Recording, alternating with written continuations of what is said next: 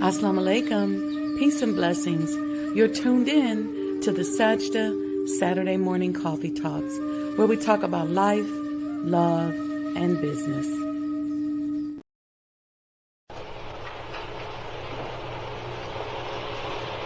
O Allah, guide me among those whom Thou hast guided aright, and preserve me among those whom Thou hast preserved, and befriend me among those whom Thou hast befriended. Bless me in whatsoever Thou dost grant me, and deliver me from the evil of what Thou hast judged. Surely Thou judgest, and none can judge against Thee, and he whom Thou befriendest is not disgraced. Blessed art Thou, O Lord, and exalted be Thee above what they set up besides Thee.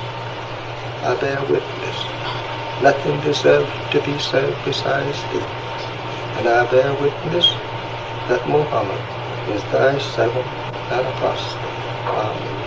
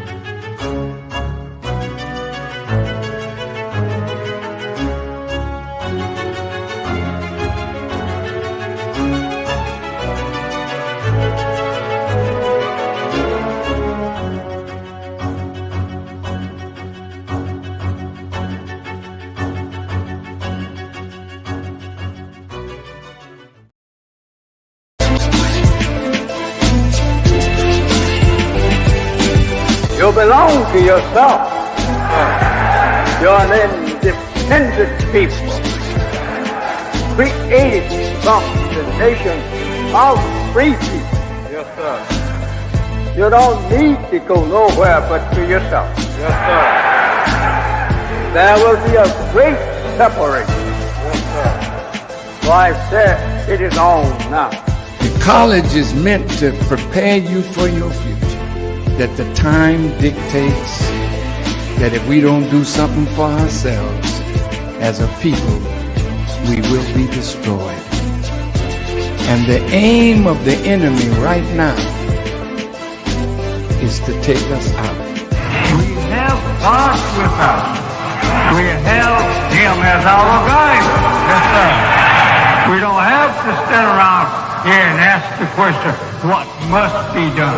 Yes, sir. Get up and let's go and do something. Yes, sir. We cannot sit down. We cannot lay down. Yes, sir. We must get up. Yes, sir.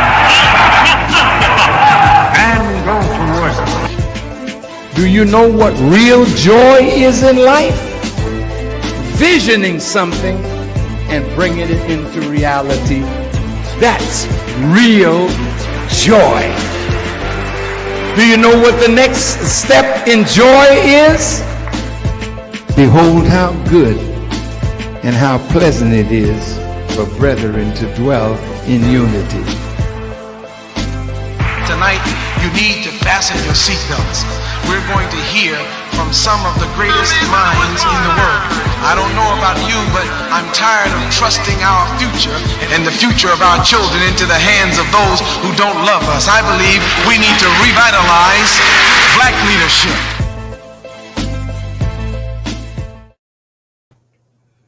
Assalamu alaikum, peace be unto you, family. You are welcome and ready for the Sajdah Saturday Morning Coffee Talk, where we talk about life, love, and business. Y'all know this. Happy Saturday. I was going to go outside today, but it's chilly. Let me see what the temperature is over here in the Chi. I mean, it literally was like feeling cold. Like I would have needed a little jacket on. It's 59 degrees. So we passed on the outdoor look and went for our trusty indoor Sajdah office look. I hope y'all not getting bored with me in this background because I've been doing it for a while, and I don't generally do virtual backgrounds because sometimes I think they look kind of weird. But I will try to do a better job at moving things around. How's everybody doing? I had a busy week. We have been working to help preserve the legacy of Reverend Dr. Lewis Rawls, I should say. I don't know how many of you saw the interviews that we had. I posted them on Instagram and Facebook. It's an addition to my new consulting services, which is helping people to preserve legacies and properties in our community. So new arm, new business for your sister. So anyway, today we're going to talk about Queen Esther. I see y'all in the chat. I see Sister Aletha just jumped in here. Morning blessings, everyone. That's me telling you all how to support. Thank you, Mrs. Phoenix, for $10. Thank you, Brother Victor. Assalamu alaikum for joining. Brother Lamont. I see somebody else just cash apped, so thank you. Shirlette just cash apped. Praise be to Allah. Thank you, Shirlette. I was having a conversation. I don't know if you all know my brother and good friend, Eric, who runs the Silver Room. And we were having a conversation this week about how, when we step out here and start doing this work for our people, it takes a lot, right?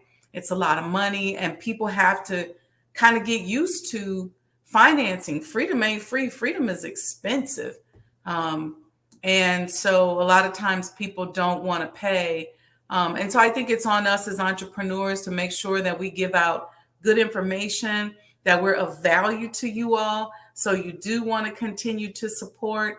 Most of us are out here just kind of pushing and trudging along. And we understand the vicissitudes of business, but we also appreciate support from each and every one of you. So I think we got a good show that we're getting ready to do today. It's going to be on Queen Esther. And this is a continuation of the series on connecting women of the Bible to conscious entrepreneurship. Y'all know I just love these spiritual talks over a hot cup of herbal tea. Let's see what I got this morning in here. I put some dried calendula flowers in the strainer. I put a little scoop of dried elderberry, and then I got some, what else did I put in there? It was something else I remember. The elderberry,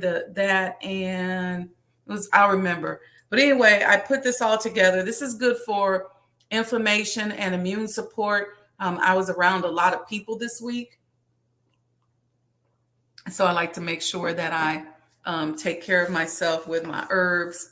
So what I do is I put the herbs in the strainer, pour the hot water over it, and just let it steep. And then once it steeps, then I have my tea, and I can make sure I have fresh herbal tea every day. If I use tea bags, I make my own tea bags. And even when I travel, I make my own tea bags and just take them with me in a Ziploc, just to keep myself healthy on the road. So welcome, Leisha X Johnson, A Woman's Strength. Welcome to each and every one of you. All right, let's get started.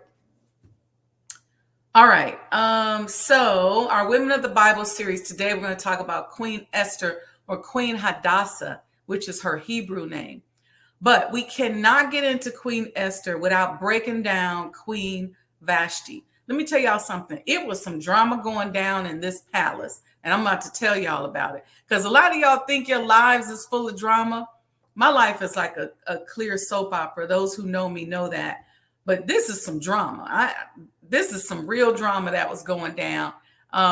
And what I like to think about all the time when we cover these characters, whether they're historical characters from our Black history, our modern day Black history, like Annie Malone and Ida B. Wells, people like that, or whether they're biblical characters, I like to think about their personality.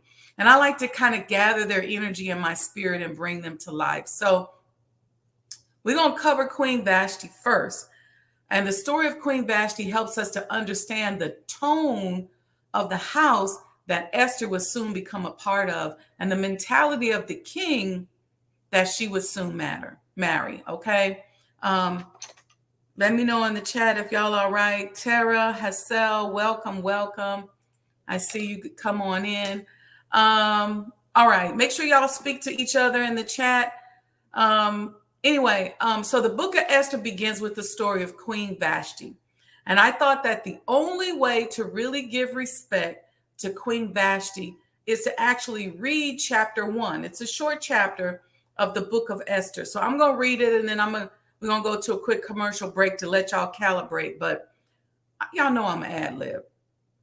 Now, according to the Midrash, okay, let me say this. I'll say this part first. I don't want to give away the story. Queen Vashti was the great-granddaughter of King Nebuchadnezzar II of Babylon, the granddaughter of King Amel-Marduk, and the daughter of King Belshazzar. So you can see she comes from some royal blood. Okay, this is Queen Vashti. It would have been an honor to have her as your queen because of her lineage, right? Now, during Vashti's father's rule, mobs of Medes and Persians attacked. They murdered Belshazzar one night, okay, which is her father. And Vashti, unknowing that her father was dead, she ran into her father's quarters. And when she got there, she got kidnapped by King Darius of Persia. But Darius took pity on her and gave her to his son, Ahasuerus, to marry. Okay, so she kind of like was a captive. So let me get chapter 1 queued up here. All right, welcome, brother Lamont. Oh, brother Lamont, you just speaking to people. Yeah, everybody, y'all chit chat, speak to each other. Sister Charlene, assalamu alaikum. All right, chapter 1, the book of Esther, and I'm reading from the Schofield Bible. Because I love the notes, and it's the one that the Honorable Minister Louis Farrakhan uses, so it's the one I like to use too. We should be using. Anyway, chapter 1, the story of King Vashti. Now it came to pass in the days of Ahasuerus, this is Ahasuerus which reigned from India even unto Ethiopia over 107 and 20 provinces. Okay, so he's pretty powerful. That in those days, when the king Ahasuerus sat on the throne of his kingdom, which was in Shushan, the palace, in the 3rd year of his reign, he made a feast unto all his princes and his servants. Okay, y'all get that, right? He basically had a feast, or he had a party, right, during the 3rd year of his reign. Okay, the power of Persia and Media, the nobles and the princes and the province were before him. So everybody came to the party. All the royalty, everybody was all about this party, this festival. Okay, and it was a long festival. When he showed the riches, so when he got to the festival, remember he had captured all these other kingdoms. He had just captured and married King Vashti, who was his opponent's son. So he was feeling himself, right? When he showed the riches of his glorious kingdom and the honor of his excellent majesty, many days, even 180 days. That's how long the party was. Okay. And when these days were expired, the king made a feast unto all the people that were present in the Shushan, the palace. So everybody that was up in the palace, he fed them, right? So there was this party for all these days, and then he fed them. Now he's in the court of the garden of the king's palace. All right. So you can imagine a big table, all these people around the table, maybe several tables. So it probably was a real VIP situation to be invited over to King Ahasuerus for this feast. Now, check this out. It said that there were white, green, blue hangings fastened with cords of fine linen and purple to silver rings and pillars of marble. The beds were of gold and silver upon a pavement of red and blue and white and black and marble. So it was very ornate. It was beautiful. And they gave them drink in the vessels of gold. But check this out about the vessels of gold. The vessels being diverse one from another. So they had these vessels that the wine went in, and each one of them was different. Now that's some decor right there.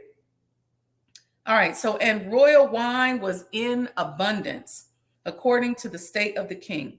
And the drinking was according to the law. None did compel, for so the king had appointed to all the officers of his house that they should do according to every man's pleasure.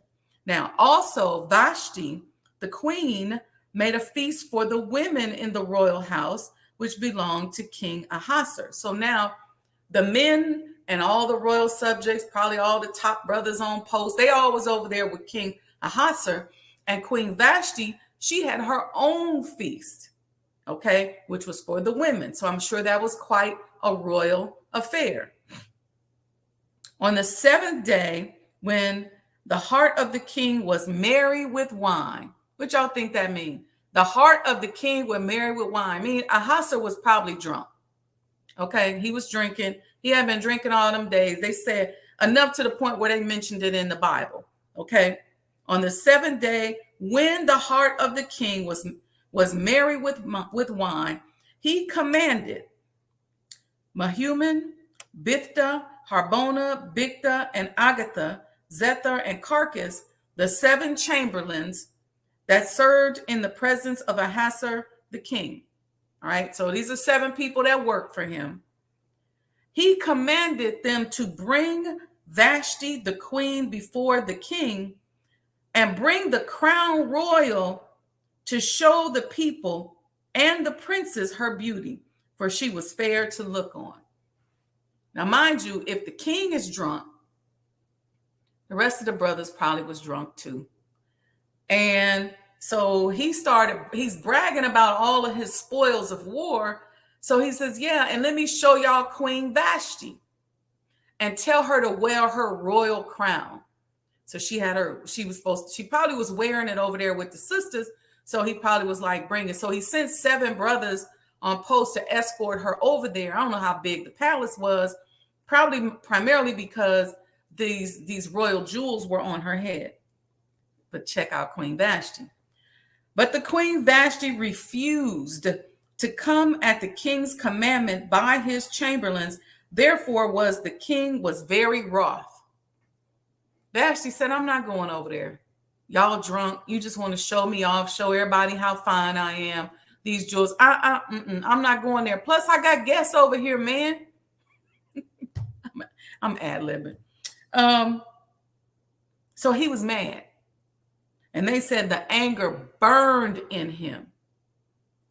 So that's probably like the highest level of festivity. He was mad. So in front of his boys, you don't come, you say no. And then the 7 that came to get you got to come back into where he was having his party to say, she said no. Picture that. And imagine the courage of Queen Vashti. She got her nerve right. She's a spoil of war. They captured her from another king. One of his captains felt sorry for her and gave her to King Ahasuerus, and she had the nerve to say no. What principle was she standing on? I don't know what it was, but I want you all to think about that in your brain. Considering all what she had been through and what she probably was facing, she said no. And so he got mad. Then the king said to the wise men, which knew the times, for so was the king's manner toward all that knew law and judgment. So every time he had to make a decision or something happened, he went to the wise men to seek counsel. Okay, that's right. She said what she said. So he went to the wise men, and the next unto him was Karshina, Shethar, Adamatha, Tarnish, Maries, Marcina, and Memucan, the 7 princes of Persia and Medina, which saw the king's face. So when he went into the wise men, they said they saw his face. He must have been really mad. And which sat at the first of the kingdom. So now, what shall we do, they said, unto the queen Vashti, according to law, because she had not performed the commandment of the king Ahasuerus by the chamberlains. And Memucan answered before the king and the princes, Vashti, the queen, hath not done wrong to the king only, but she also to all the princes and to all the people that are in the provinces of King Ahasuerus. So what they said was, we all offended by her not showing up when King Ahasuerus told her to. So everybody was mad at her. For this deed, he said, of the queen shall come abroad unto all women, so that they shall despise their husbands in their eyes when it shall be reported. The king Ahasuerus commanded Vashti the queen to be brought in before him, but she came not. So now they're worried about the other women, because remember, she was in there having a party among the leadership. And so these are the top women that's over there with her too. So now they're worried about them thinking that they can do and act the way she acted. Basically, they was like, Vashti was showing out, and we don't want our wives being influenced by that. Likewise shall the ladies of Persia and Media say this day unto all the king's princes which have heard of the deed of the queen, thus shall there arise too much contempt and wrath. If it please the king, let there go a royal commandment from him, and let it be written among the laws of the Persians and the Medes, and it not be altered. Now they were so mad, they can write a law about Queen Vashti, that Vashti come no more before King Ahasuerus, and let the king give her royal estate unto another that is better than she. So they said, since you wouldn't come when he called, don't come at all. We don't want to see you. We can ready to give your royal palace that you over there showing out in, we finna give it to somebody else. Okay? And when the king's decree, which he shall make, shall be published throughout all the empire, all the wives shall give to their husbands honor, both to great and small. Okay, so now all the women, the law done changed. They don't even have the option now to say no because of Queen Vashti. And the saying pleased the king and the princes, and the king did according to the word of Memucan. So they sent these letters out to all the king's provinces, into every province according to the writing thereof, and to every people after their language, that every man should bear rule in his own house, and that if it should be published according to the language of every people. So they sent the letter out, had it translated and everything. Okay, let me give y'all a quick break, and we're going to come back and we're going to get right into Queen Esther. I'll be right back.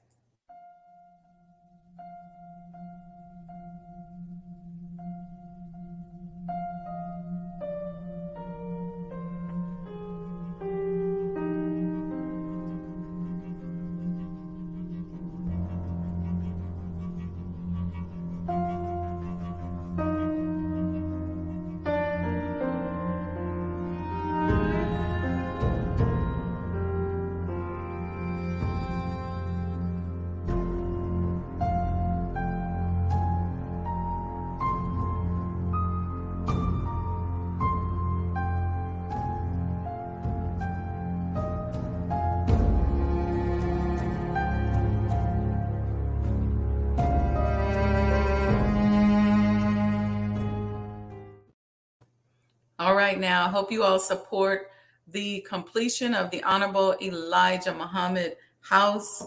I was blessed the other day to have the Honorable Minister Louis Farrakhan say some beautiful words over me regarding his desire for the completion of the house this year. So I pray that you all support and become a part of this great history. Now, back to our Queen Esther. Let's talk about Vashti. Okay, Vashti wasn't playing. She knew that all of this could potentially go down, but she just was tired. She's like, I'm not going over there. You're drunk.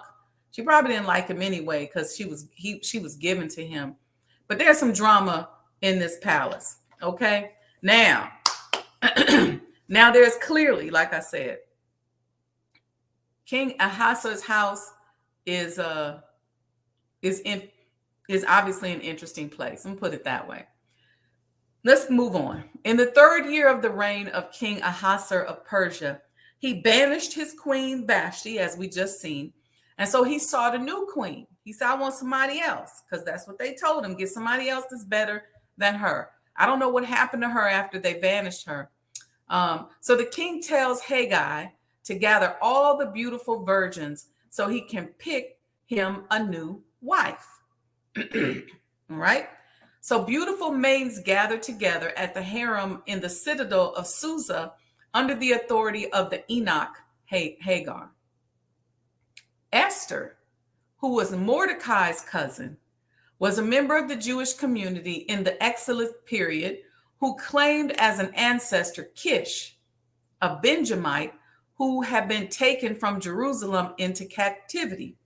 Now, Kish was the first father of the king of the Israelites.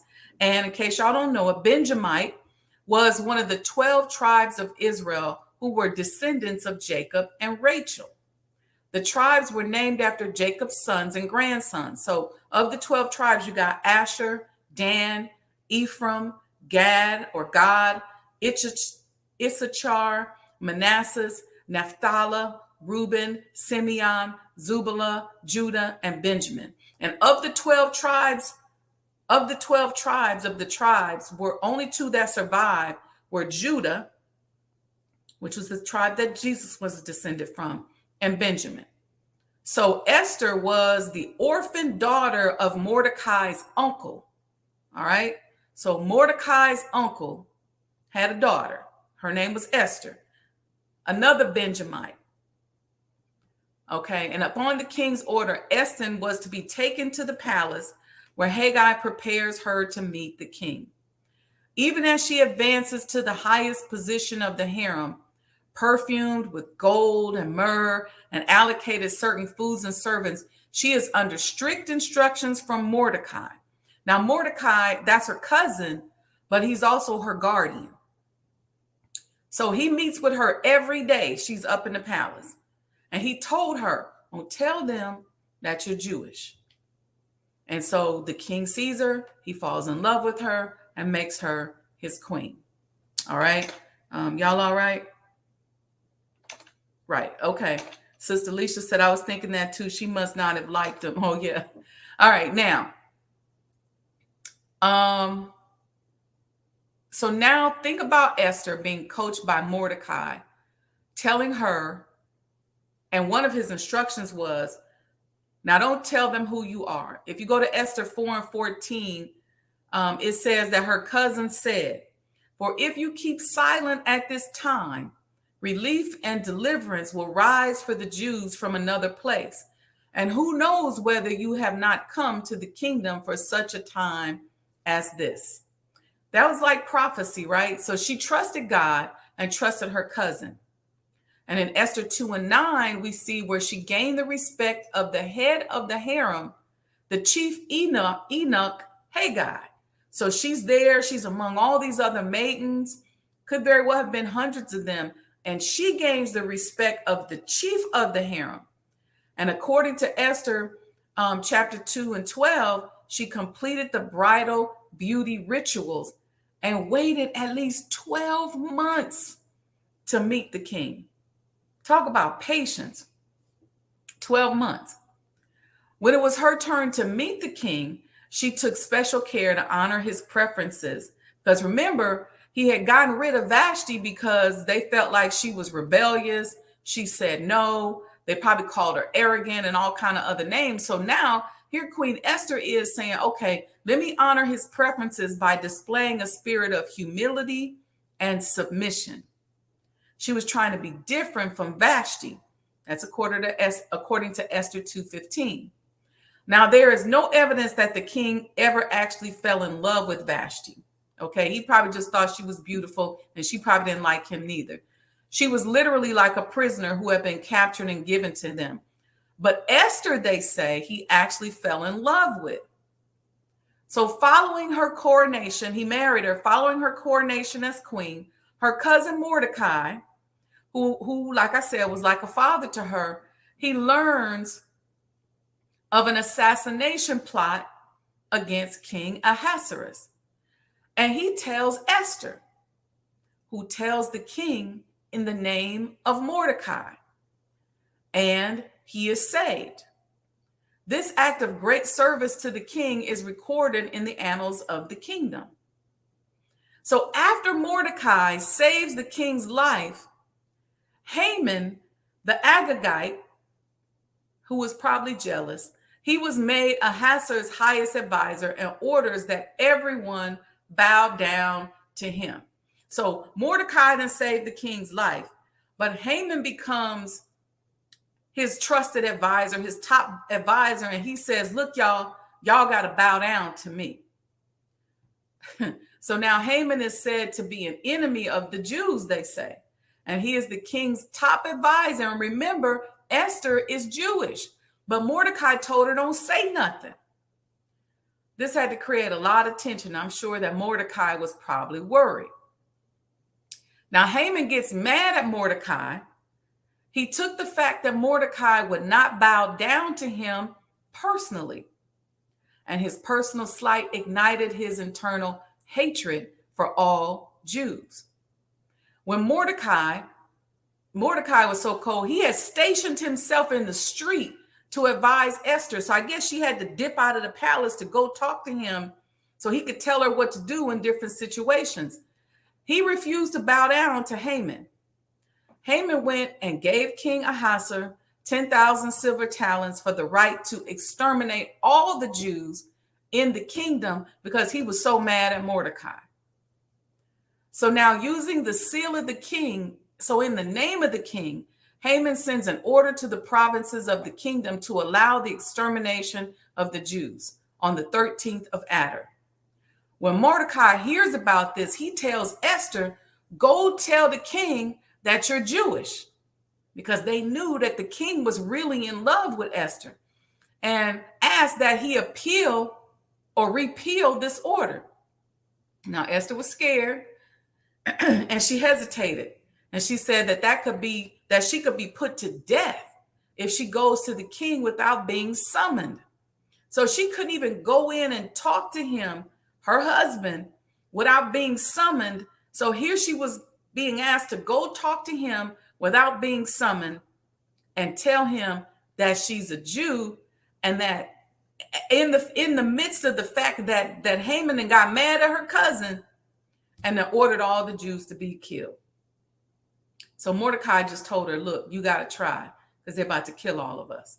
So Esther uses her position to intercede for her people.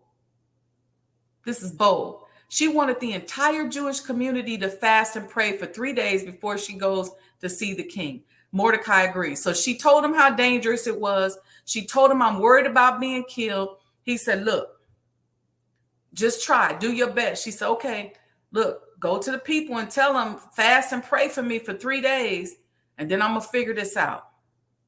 Okay, so she knew she needed some spiritual help to get this done, right?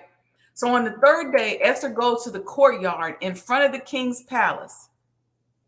She wasn't summoned, but guess what? He welcomed her, and he stretched out his scepter for her to touch and offers her anything she wants, up to half of the kingdom. He must have really been in love with her. Just seeing her, he said, you know what? You can have anything you want, baby, up to half of the kingdom. So Esther invites the king and Haman to a banquet she has prepared the next day. She tells the king she will reveal her request at the banquet. Just saying that was bold. He told you to tell him, he gave you an order, and you said, oh, you know what, baby, I'll tell you tomorrow. That wasn't even, look, Vashti got in trouble for just not coming. But now Queen Esther is exercising a little power. So during the banquet or the dinner, the king repeats his offer again. He says, baby, you can have anything you want up to half of the kingdom. And at that time, Esther invites both the king and Haman to the banquet, and that they sitting there, right? So seeing that he is in favor, he is in favor of the king and queen. Let me go back. Haman was there. Haman was feeling good. You know, they'd be drinking. We already knew what happened with Vashti. So Haman was like, okay, I'm in a good place. You know, Mordecai wouldn't bow down to me, but I got invited. And because I got invited, I'm in a good space. You know, he ain't tripping on me and Mordecai, at least not yet. So seeing that he's in good favor with the king and the queen, because remember, Esther got to act like she's cool with Haman. Haman takes counsel from his wife and friends. So now Haman goes back over there to his wife. She hating on Esther and Mordecai, and she tells them to build a gallows and hang Mordecai. As he is in their good favors, he believes he will be granted his wish to hang Mordecai. So he planned, when he went to the dinner, while Esther was going to give her request to ask him to not kill all the Jews, Haman said, well, I'm going to go over there and tell him I want to hang Mordecai, and I bet you he going to let me do it. So he built the gallows, goes to the palace in the middle of the night to wait for the earliest moment he can see the king. So while Esther's trying to save her people, Haman is planning on killing her cousin Mordecai. He's still mad because he wouldn't bow down. And since Mordecai had positioned himself in the street to be able to advise his cousin Esther, Haman probably got madder and madder every time he came in and out of the palace, had to see Mordecai out there posted up in the streets. They got some drama over here, right?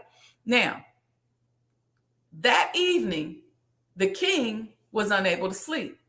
He had insomnia that night. So he asked that the annals of the kingdom, or like the records of the kingdom, be read to him so that he could fall asleep and become drowsy. When they brought the book with all the records, it miraculously opened to the page that outlined Mordecai's great service. And when the king said, wow, you know, when the person came, brought the book, it opened right up to the detail of Mordecai's service. And the king asked if he had already received a reward. And the attendant said no. So Ahasuerus is suddenly distracted and demands to know who was standing in the palace courtyard in the middle of the night. Remember, I told y'all that Haman was standing in the courtyard in the middle of the night. The king is in there. He can't sleep. He tells them, bring the book. Let me know what's going on in the kingdom. That'll make me fall asleep. They bring the book. They open the book. It opens directly on the narration of Mordecai's service to him. And then he got distracted. I don't know if he looked outside or what, but he said, who is that outside in the palace courtyard in the middle of the night? So the attendants who were with him, they said, oh, that's Haman. And Ahasuerus invites Haman into his room. So Haman, instead of requesting that Mordecai be hanged, he probably got scared because he was out there plotting to kill Mordecai. I mean, if Mordecai was out there and Haman at the same time, they could have gotten into it. And Haman was so mad that he decided to go see the king in the middle of the night and said, look, I'm about to go do this. So when he goes to see the king, he is ordered to take Mordecai through the street. So let me back up. Haman comes in with a plan in his mind that he's getting ready to ask the king if tomorrow he can hang and kill Mordecai because Mordecai won't bow down to him. The king is over here trying to figure out how he can reward Mordecai for saving his life because his attendants just told him, his staff just told him he never got his reward. So then here comes Haman, who comes in with this on his mind, and Ahasuerus says this. He ordered him to take Mordecai through the streets of the capital on the royal horse, wearing the royal robes. And he wanted Haman to yell out, this is what shall be done to the man whom the king wishes to honor. Look at God. Walaikum salam, Brother James. Welcome. Now you got to give it to Haman for being obedient. He probably was even still mad at Mordecai. And after spending the entire day honoring Mordecai, he had to do this all day. He then gets back to the palace and he rushes in to Esther's second banquet. This is according to Esther 7:7, where Ahasuerus is already waiting. So Esther said, I'm about to have this second banquet, and now I'm getting ready to tell him who I am and ask him to not kill my people. Okay, Esther 7:7. Haman comes in from having had to go ride Mordecai around on the royal horse and yell out, what he was told to yell out.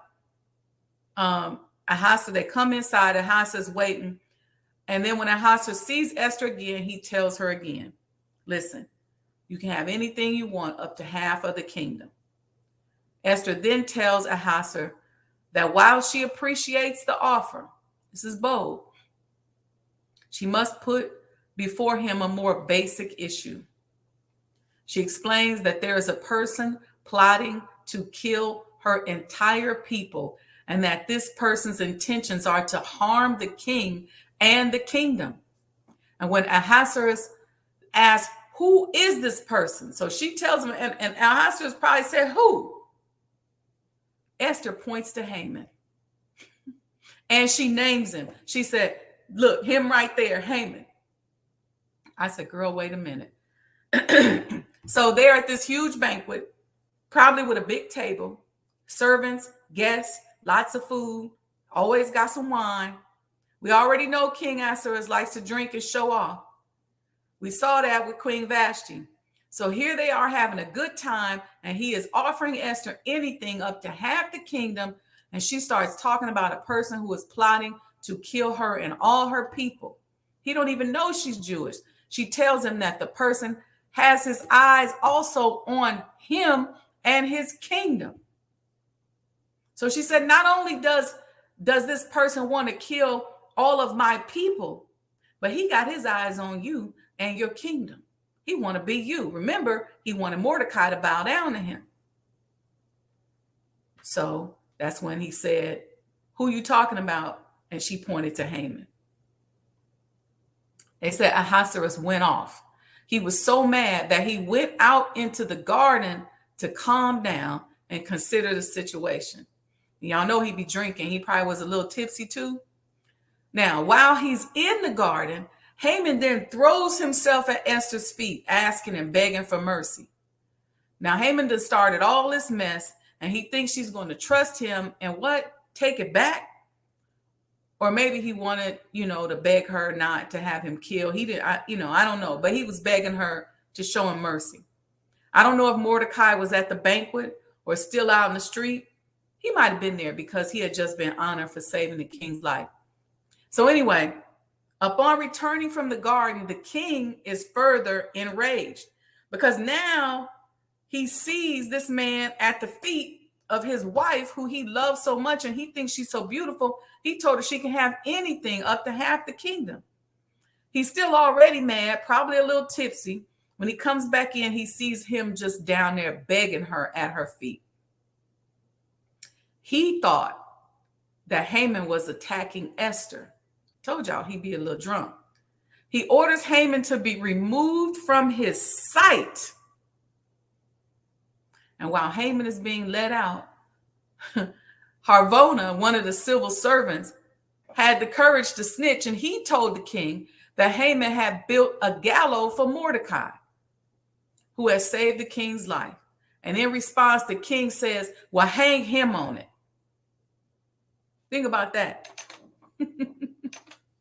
After Haman was put to death, Ahasuerus gives Haman's estate to Esther.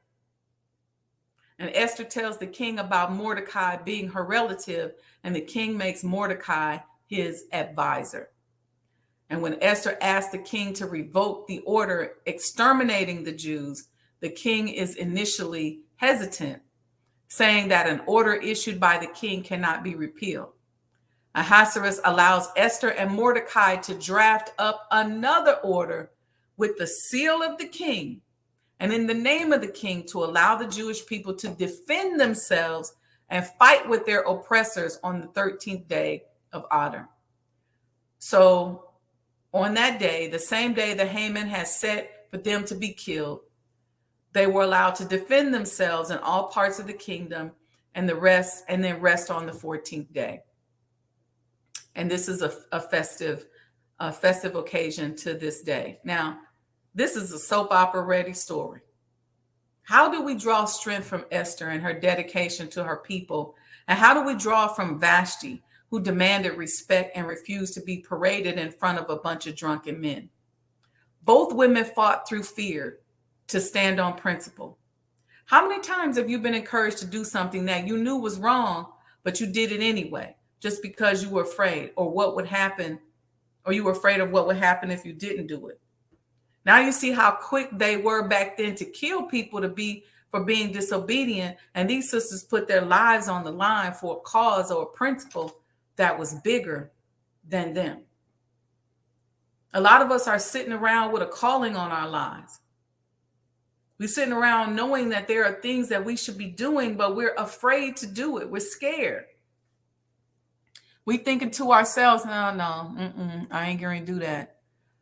Well, think about these two women and think about the times in which they live and think about how bold and courageous they had to be to take the stances that they took, and how they were strategic and how they used their attraction power and everything they had. They band together with their family, their cousins. They fasted and they prayed with the faith that they would get what they want. Y'all all right? Y'all ain't saying nothing. I hope y'all like this story or y'all enjoyed it. Give me some feedback. Y'all ain't saying nothing. Y'all must just be listening. I just thought this was such a captivating story. Now, there's obviously more to the book of Esther. I didn't cover everything. I wanted to stick close to us being able to unravel the personality of Esther and Vashti and really bring them into our spirit and into our mind so that we understand what they faced and we can draw courage from them. See, this is the kind of courage that we have to have as conscious entrepreneurs. It's easy to jump out here and do something wrong and not do business, have people offering you money to do all kind of crazy stuff. But we have to have courage. We have to stop trying to be so safe.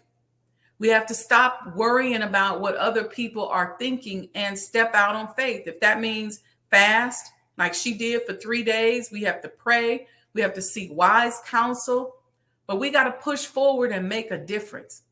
It's not enough for us to just sit comfortably in our houses and not step out on faith. How do we know we really have the faith that we all claim we have? Because a lot of us are very pious and self-righteous. We think we're really faithful, but we haven't stepped out on anything. We don't really step out. We step out a little bit. We dip our toe into the water. But how many of us have dove in? Let's see what y'all talking about in the chat. Brother Victor said, very informative and attractive presentation.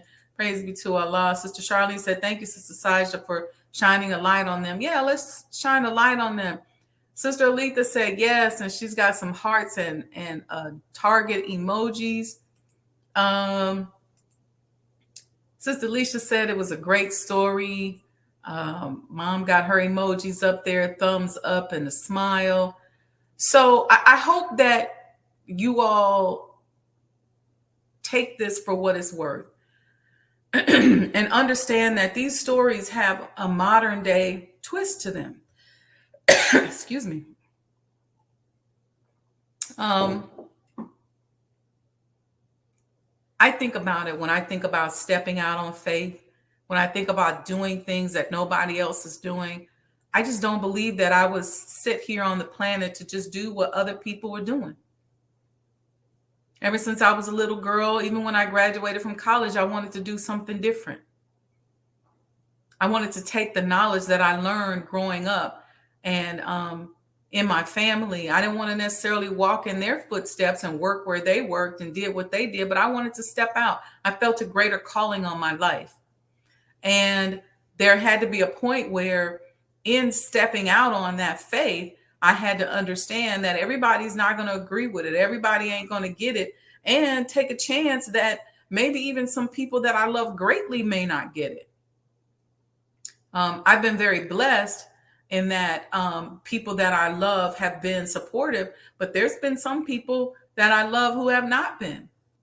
And so I'm grateful. I'm grateful that my mother and father have been supportive, and my immediate family have been supportive of what I'm doing. My brother and people directly around me, but a lot of people don't get it. And but when I see women like Queen Vashti and Queen Esther and some of the other powerful sisters that we've covered on this program, this series on the women of the Bible, it gives me courage. It gives me hope. It gives me, I guess I would say, the certainty to go on and keep going and have faith. Because I like to tell you all, and I say, we don't know who we are. We don't know if this stuff really happened or if it was a story written as prophecy about us. We just don't know. Some of the language may throw us off, but when I listen to these stories, they seem very much like modern day Black men and women that I know exist today. And we have to make a difference. And a lot of times people ask me as a business person, they say, well, why do you always put spirituality in it? Because there ain't no getting up out of this without divine intervention. It's just not going to happen. We ain't smart enough to defeat this 400 years of slavery and Jim Crow and Reconstruction and the civil rights movement and the crack epidemic and the police brutality. We need some help. And even when it comes to business, these business people out here have become big, but we can become even bigger because it's our turn and because it's our time. We have to separate mentally and physically from that which is not us, that makes us other than ourselves. And I just believe in my heart of hearts, that this divine intervention is going to bless us in ways that we cannot even count, nor can we even manage to understand. I just believe that in my heart of hearts. And I believe it so much that I won't give up. I know that there's a protection around us when we step out here on faith. We got to step out there. We got to do something. We have to do something other than just sitting around trying to figure out how to be safe. And as Sister Ava says, living on a reptilian level and always thinking about survival. We have to go into our creative space. So, all right, y'all, with that, we ask for your continued support. Become a sponsor of the Honorable Elijah Muhammad House. The email address is here. If you want a sponsorship package, go ahead and get the package. If you know of podcasts you want me to be on, you want me to come talk about the work that I'm doing with the Mind of an Entrepreneur, the new consulting practice that I started with preservation, I'm willing to do that. You can send me an email here as well, and I'll respond to you and let you know. We have a few more of the free business coaching sessions that I'm going to do next week. So those of you who signed up for your business coaching session, I want you to do a video and tell everybody what you got out of it and if it helped you. Everybody said that they were really excited and that I was able to help them. Allah blessed me to kind of tune in to each and every one of them and give them some solutions. And if you want to book me for a coaching session, just go to any of my social media pages, click the link in the bio, and you'll find the link for booking a coaching session. And when you book a session, I'll give you one free, because that first session is kind of going to be like an assessment. And then the second session is where we're going to put together a plan of action. And if you want to do something ongoing on a long-term basis, which is what I encourage you to do, whether you want me to be on your board of advisors or to just set up some long-term coaching and mentorship, we can talk about what the fee is going to be for that as well. So, all right, family, I put that up there. You see going across the screen. Let's make sure that we support. This is the 58th month that I've been working on this project. That is Surah 58, the pleading woman. And I'm pleading with you all and to support. I see you all in the chat. See you excited. Look, support, support, support. Get your coin, make a donation, whether it's credit card or cash, however you want to do it. Become a sponsor. But this is so critical and it's so very, very, very important. I had no idea when I started down this road of preservation that, I'm going to say I had no idea, but I think I understood it in theory. But I'm very clear now that there's been over 400 years of keeping our history away from us and altering our history and changing our history. And that's what we're up against in the preservation world. And y'all know we are absolutely up against that with the completion of the Honorable Elijah Muhammad House that has the full and complete support of our beloved minister. And he's just so kind and so gracious and so beautiful. So we ask that you all continue to support. Right now, we need sponsorships. I have a birthday coming up. So if you all want to know what can you do, I'm happy to go out to dinner and all that stuff, but make a donation. That's what you can do for me on my birthday. So whatever money you was going to spend, make a donation. Let's push and let's get this done. We need to sell the sponsorship. So if you know somebody with some deep pockets who have over $2,500 and up, sponsorships go from $2,500 up to $250,000. And of course, we'll take more. Then let them know. Give them the email address. Let me put it back up here for you. And ask them to support. We'll put their name in the house. They'll be secure there. Just like when you go to these historic spaces, it'll tell you who's all the sponsor, and their name will get some recognition.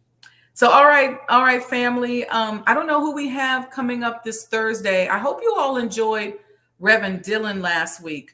I know not as many people look at stuff a lot of times when we have people from outside of our community that comes to talk to us, but you should really go back and listen to the Mind of an Entrepreneur show I did last Thursday with Reverend Dylan, because he gave some really strong and powerful strategic solutions for helping to bridge the gap between our African brothers in business when it comes to manufacturing and distribution and us over here. And he's got a beautiful conference coming up where he's going to be helping people to get government contracts. That's in November. Just really great. I've already talked to some of my friends from Africa and encouraged them to come over. I don't know if there's a virtual edition, but those of us right here in the States, we may feel like individually we can't do much, but if we pool our resources and come together, we can create a distribution. It may just be one store that we set up that can offer goods and services, for example, that come from the continent, but we have to start bridging and filling the crack that was left, or the cavern that was created between us as a result of slavery. It's going to require relationships. It's going to require marriages. It's going to require interfaith. It's going to require us to really be intentional about bridging that gap and coming together with our people throughout the rest of the diaspora, but of course on the continent of Africa. So go back and listen to Reverend Dylan. I think you all will find it very fascinating. I think you'll be excited to attend the Resurgence Conference. And so you just go to resurgenceconference.com to get registered. It's actually in Harlem in November. So I think it'll be a fun time, fun and interesting. So, all right, family. Thank you, Mrs. Phoenix, for the $10. And a couple of you all have sent over. Let's see, who said that? Leisha said, I'm interested in tuning into the government contracting. So, Sister Leisha, go back and listen to the show with Reverend Dylan. He gives some information on how you can get into government contracting. You also have Sister Melissa Muhammad with the company Blacks and Global. She can help you get into international trade and contracting. But go first and listen to Reverend Dylan and register for the conference. And then also look up Blacks in Global, Sister Melissa Muhammad. So, all right, family, peace and blessings. I appreciate you all. Love you all. Thank you very much. And let me just give y'all a little reminder before we go. Don't hang up. Don't click off. And we'll see you all Thursday. Muslims, you shouldn't be around here looking to white people to give you a job. Go look in message to the black man and the economic blueprint. And if there are 4 of you, 6 of you, 8 of you together, pool your resources, go into business and set up business all over the south and west side of Chicago. But if you poor and we poor, hell man, we can't be around here poor. I want to see rich Muslims. And if you obey Allah, there's no reason why you can't make a business successful. You just have to get up and stop being lazy and trifling and go do something for yourself. And I'm saying this to all of us. Our people are ready to spend their money with their own. There's no time better than this for 6 or 8 of you to pool your money and look in the community and open up a store to fulfill the needs of our people, and we will support you. It's your time now. That's being a man. Supporting your own people that are in business. Going into business yourself. Think out of the box. What can you create that will put black people to work?